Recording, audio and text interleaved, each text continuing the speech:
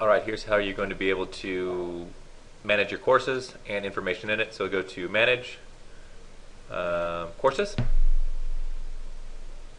From here we already have a course selected, so let's go ahead and click on this course. So this is the course that we have right now. So the description that's going to show as soon as the student logs in is going to be this box right here. So it's kind of the overview description of it. If there is no description that we need, we can go ahead and just delete this, leave it alone. Put our license number in the license selection and the actual price of the course if we're serving it a la carte. If we're doing it as a package, this price won't matter. So this price is only dictated if we're selling this course in a la carte option. From here, we need to adjust the number of attempts that somebody can take for each of the chapter exams. Those are the exams during it. If we set it to 0, it would be unlimited. And then final exams, so how many attempts they'll have at the final exams. If it's unlimited, leave it at 0. And if you have to set it at a number of attempts, go ahead and just put the number of attempts on there. And then the passing percentage for each one of these questions will be here. So I'll just go ahead and change these to, let's just say 70% at this time. I'm not sure exactly what they're going to be for you. So once we've done that, we can click the Save Changes, and these changes now will be reflected. Also, the disclaimer, if there's a disclaimer that you need to make sure a person has prior to taking the course, put the disclaimer in this box and they'll have to agree to it prior to taking the course. So we already have a bunch of chapters already set up for you right now. So since we're going to go to Chapter 1 Exam, so just click on the Chapter 1. So this is just some simple information on this. So now once we're on Chapter 1, then we'll go ahead and add an exam to this. So we're going to go ahead and label this Chapter 1 Exam, and then we're going to go ahead and add a question. So we're going to say question 1, correct.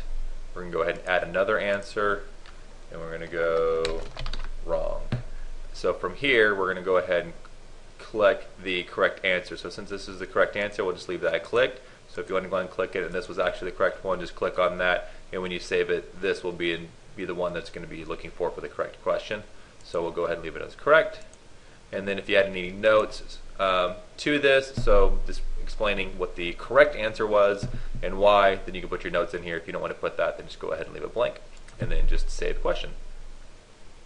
So then it'll keep making a laundry list of questions on your left hand side. If you need to edit one of the questions, just click on the question and you can edit the information at this point in time and correct, wrong, and you can add more answers if you need to at this point in time.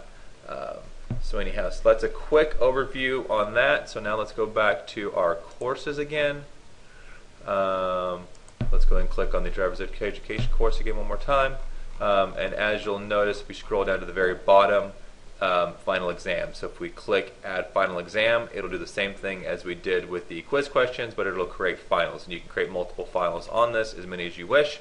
And it'll just cycle through them depending on how many attempts you give somebody. It'll cycle through those courses until they pass. So that's a quick overview on how to make changes and add quiz questions to any of your chapters. As you also can notice, if you click on a chapter, you'll have all of the information. So within the chapter, if you want to go ahead and change any of the content, you can go ahead and do that in here. This duration is just something that we're adding later. It's kind of the expected amount of time that it's going to take for the duration of the course. And then later, if we're going to be able to force it, if somebody needs to spend so long on a question, they can do that, but that is not functional in the CertSoft 1.16 at this point in time. It will be functional in a later update. Thank you.